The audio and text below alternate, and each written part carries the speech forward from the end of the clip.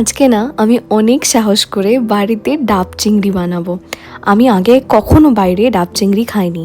এই রেসিপিটা আমি না আমার মতো করে বানাচ্ছি, তার কারণ আমি পুরো থ্রু আউট দ্য ভিডিও তোমাদেরকে বলবো। আমি ইউজুয়ালি ডাব কিনি ফ্লিপকার্ট মিনিটস থেকে। ডাবগুলোর ভেতরে পুরো জল থাকে আর ভর্তি শ্বাস থাকে, কিন্তু এই ডাবটার ভেতরে এক ফোঁটা শ্বাস ছিল না। এবার এটা আমি বাইরে থেকে তো বুঝতে পারি। পরে যখন জলটা ঢাললাম তখন দেখলাম পুরো জল আছে, কিন্তু ভেতরে এক ফোঁটাও শ্বাস নেই।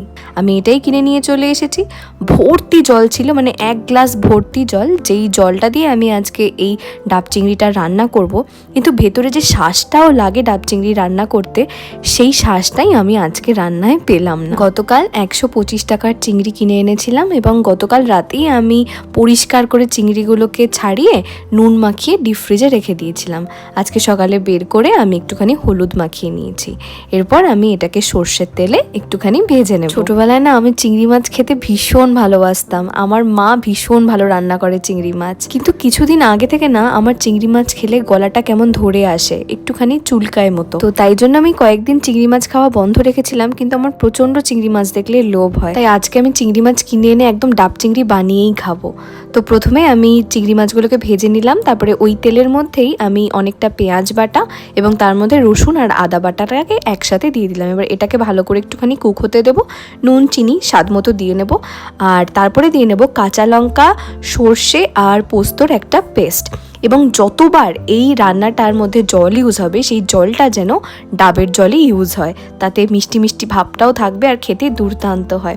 ওই মশলাটা কুক হয়ে আসার পর তার মধ্যে ভেজে রাখা চিংড়িগুলোকে দিয়ে কিছুক্ষণ নাড়িয়ে নিলাম। এর মধ্যে না ডাবের শ্বাসের বাটাটা দিলে আরও ভালো লাগতো। আমি চিংড়ি মাছের সাথে মশলাটা তো ভালো করে কড়াইতে কষেই গেছে। এরপরে আমি ডাবের ভেতরে এই মশলা শুদ্ধ চিংড়ি মাছটাকে দিয়ে একদিকে গরম জল আমি অলরেডি করে রেখেছি, সেই জায়গাটাতে বসিয়ে ভাপিয়ে নেব প্রায় 15 থেকে 20 মিনিট মতো। অ্যাকচুয়ালি গতকাল রাত্রে আমি হুজুক তুলেছিলাম যে আজকে আমি ডাব চিংড়ি রান্না করব, তাই নীলের কলের পর চিংড়ি মাছ আনতে চলে গেছি। আর ওই সময় না রাত্রিবেলা 9টা সাড়ে 9টার দিকে ডাব আমাদের বাজারে কোথাও পাওয়া যেত না, তাই আমি ফ্লিপকার্ট মিনিটসই করে রেখেছিলাম। তো ডাব চিংড়ি বানাতে গেলে ডাবটাকে যেভাবে কাটতে হয়, মুখটাকে যেভাবে সিল করতে হয়, সেরকমভাবে তার ফ্লিপকার্ট মিনিটস আমাকে দিয়ে যাবে না।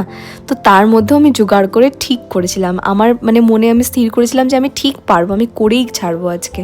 সো ফাইনালি এখন হয়ে গেছে ডাব চিংড়িটা। এবার খেয়ে দেখা যাক যে অ্যাকচুয়ালি কেমন হয়েছে।